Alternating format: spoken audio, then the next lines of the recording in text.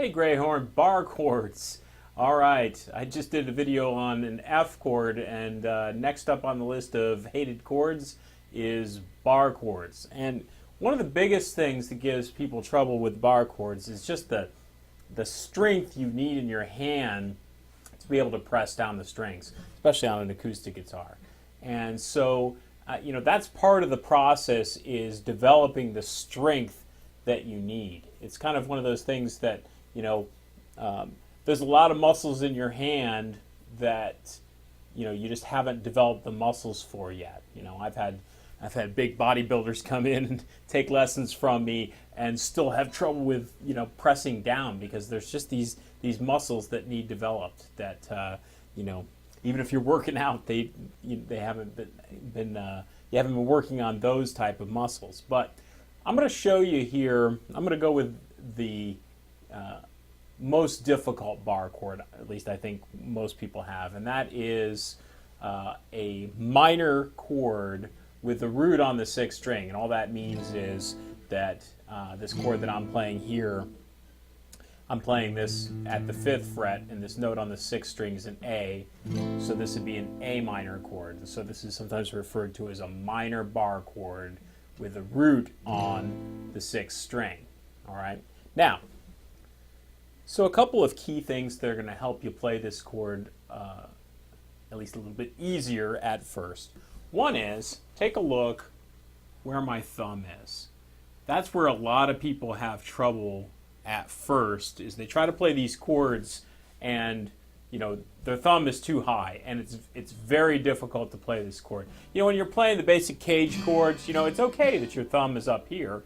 In fact, you want that a lot of times to balance out and sometimes mute out the 6th string. But when it comes time to play a movable chord like this this minor bar chord on the root on the 6th string, there's no way that you're going to be able to play it the way you need to with your thumb high. And so mine is about halfway down the middle of the back of the neck. And if you see, I'm kind of a little bit resting on the left side of my thumb, but it's flat really. And so you want to avoid, doing anything like bending your thumb or anything like that. So it's about halfway down the back of the neck. Now the other thing here, I've got my 3rd finger and 4th finger here on the 5th and 4th strings. I need to keep those fingers curved while at the same time keeping my 1st finger here very straight, because the job of my 1st finger here is actually to play the note on the 6th string, the note on the 3rd, 2nd, and 1st.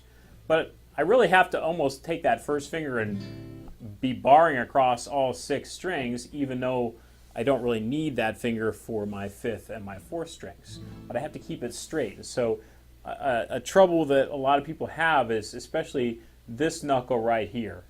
They start to bend like this, and then all of a sudden you're muting out the 3rd and the 2nd string especially.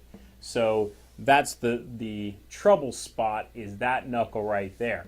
Now, a way to kind of help with that, and I'm going to exaggerate a little bit here.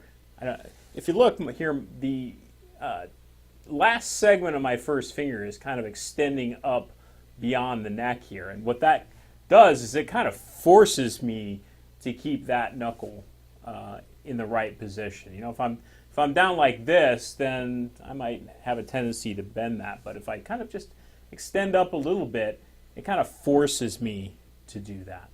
All right. Another problem that people have with this chord, and bar chords in general, is the side of the hand for your 3rd and 4th fingers is stretched too far down.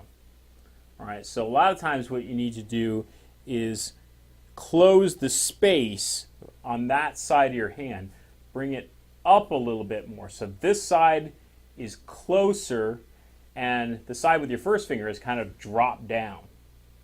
All right.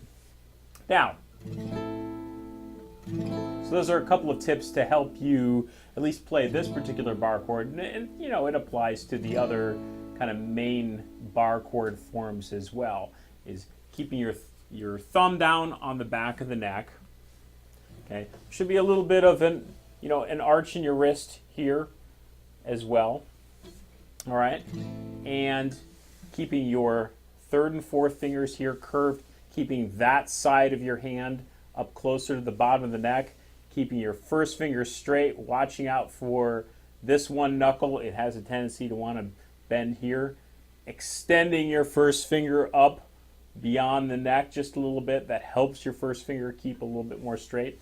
Another thing is, I'm kind of, again, trying to exaggerate so you see here, is I'm kind of using the outside of my index finger to press down. Now, as you move up the neck, that's a little bit more difficult to do, but especially, in the first 5 frets, especially if you kind of center on tilting your hand a little bit to the side so that you're using that side, then you're kind of pressing down more on the bone of your finger. That helps rather than sinking in with the flesh of the flat part of your finger like that. So that's just another bar chord trick there. And if I said as part of it's developing some strength. If you get one of those, kind of exercise balls, the ones that are kind of either just a foam thing you squeeze or like a balloon thing filled with sand, you get them at, office stores for stressed managers, work on squeezing that, as you're sitting around, watching The Simpsons or something, and then that'll help you, build up some strength in your hands. And, the more you practice these, the more strength you're going to build up in your hands, the more comfortable you're going to become with them. A little bit of warning is, sometimes people at first get really gung-ho. I'm gonna practice my bar chords for 2 hours a day. But it's a lot of pressure, so be careful of not overdoing it. You don't want to stress out your hand and then not be able to play for a little bit while you're recuperating. So, keep at it, practice a lot, and you will be able to play bar chords. Have a good one.